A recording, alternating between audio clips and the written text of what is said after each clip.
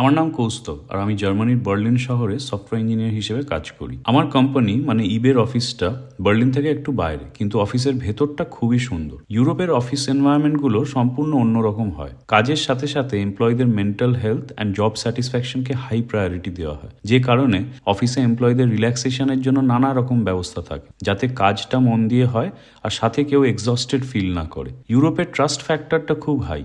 কেউ তোমার থেকে জানতে আসবে না যে তুমি কত ঘন্টা অফিসে ছিলে এবং কাজের হিসেবও চাইবে না। ওদের বিশ্বাস যে এমপ্লয়িকে সেই স্বাধীনতাটা দিলে এবং তাদের ওপর বিশ্বাস রাখলে কাজ এমনিতেই হবে। আমাদের কোম্পানির আরেকটা খুব ভালো জিনিস আছে যে এমপ্লয়িরা সাবসিডাইজ রেটে লাঞ্চ খেতে পারে। প্রতিদিন মাত্র 2 ইউরো দিয়ে আমরা প্রত্যেকে লাঞ্চ কিনে খাই অফিসে। যদিও খাবারটা ঘরোয়া নয়, কিন্তু পেট ভরা খাবার পাওয়া যায়, যা বাইরে হয়তো কিনতে গেলে 3 টাইমস দাম পড়বে।